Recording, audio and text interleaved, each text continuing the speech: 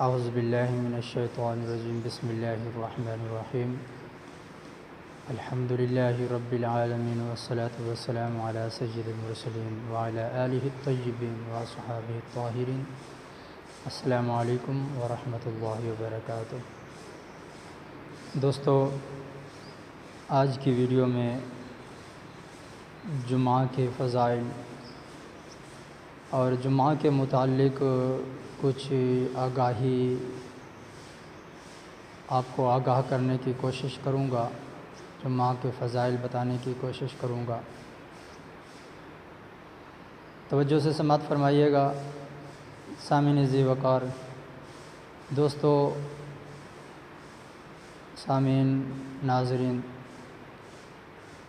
اس جمعہ کی فضیلت سے پہلے آپ سب سے گزارش ہے کہ اس چینل کو سبسکرائب کر کے شیئر ضرور کیجیے گا اور ویڈیو کو لائک کیجیے گا۔ آج میں آپ کو کچھ اہم باتیں بتانے جا رہا ہوں۔ جمعہ کا دن سید الایام دن ہے۔ آقا دو عالم صلی اللہ علیہ وسلم نے پہلا جمعہ مسجد جمعہ میں ادا فرمایا، اور الحمدللہ مسجد جمعہ آج بھی موجود ہے، اور آقا دو عالم صلی اللہ علیہ وسلم نے تقریباً 500 جمعے ادا فرمائے،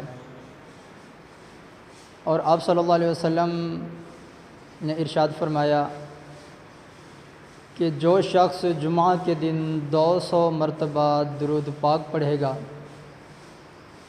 تو اللہ تبارک و تعالی اس کے 200 سال کے گناہ معاف فرما دے گا۔ اور دوسری حدیث مبارکہ میں ہے کہ جو شخص جمعہ کے دن تیاری کرے، نہائے، تو اللہ تعالیٰ اس کے گناہ مٹا دیتا ہے، اور جب جمعہ کے لیے چلتا ہے تو اللہ تعالیٰ اس کے ہر قدم کے بدلے 20 نیکیاں عطا فرماتا ہے، اور دوسری روایت میں ہے کہ ہر قدم کے بدلے 20 سال کے عمل کا اجر عطا فرماتا ہے، اور جب جمعہ ادا فرما لیتا ہے تو اس کے 200 سال کے عمل اس کے نام اعمال میں لکھ دیے جاتے ہیں۔ اور حدیث مبارکہ میں ہے کہ آقا دو عالم صلی اللہ علیہ وسلم نے فرمایا، جو شخص جمعہ کے دن 5 کام کر لے تو اللہ تبارک و تعالی اس کو جنتی لکھ دیتا ہے۔ وہ 5 کام کون سے ہیں؟ پہلا، مریض کی عیادت کرنا، اور نمبر 2، نماز جنازہ میں حاضر ہونا، نمبر 3، جمعہ کے دن روزے رکھنا، نمبر 4، نماز جمعہ ادا کرنا، اور نمبر 5، غلام آزاد کرنا۔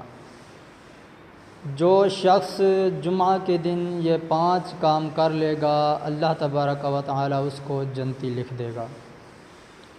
دوسری حدیث مبارکہ میں ہے کہ جو شخص جمعہ کے دن مریض کی عیادت کرے، اور جو شخص جمعہ کے دن مریض کی عیادت کرے، نماز جنازہ میں شریک ہو، اور جمعہ کے دن روزہ رکھے، نماز جمعہ ادا کرے، اور نکاح میں شرکت کرے، تو اللہ تعالیٰ اس پر جنت واجب فرما دیتا ہے۔